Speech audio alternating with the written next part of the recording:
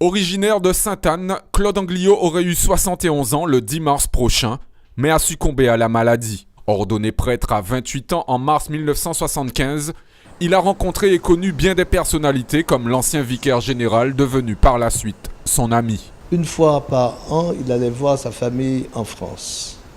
Et habituellement, depuis que j'étais à la retraite, j'étais disponible, je le remplaçais dans la paroisse où il se trouvait. Et je me retrouvais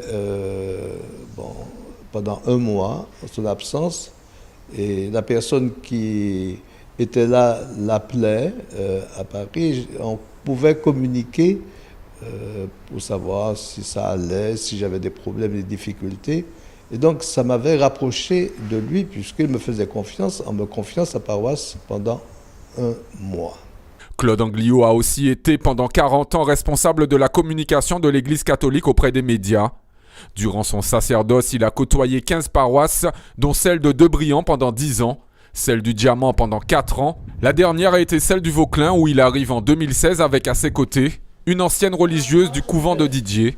Ils se sont connus en 1961. Je l'ai suivi un peu partout, dans tous les presbytères finalement. Nous avons été les premiers catéchistes de Debriant, le premier prêtre de Debriant et la première religieuse de Debriant. J'étais à son chevet quand il est mort à 17h08 et je l'ai vu fermer ses yeux et on a prié avec lui. Nous avons chanté des chants de louange. En tout cas, il était paisible.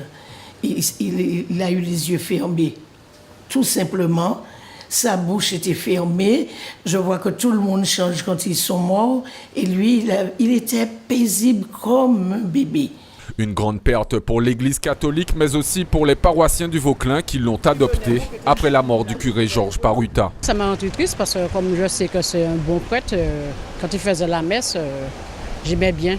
Hier, j'ai appris le décès du père Angliot. C'est à la cathédrale, il y avait les vêpres, une belle messe, avec l'évêque David Macaire qui nous l'a annoncé.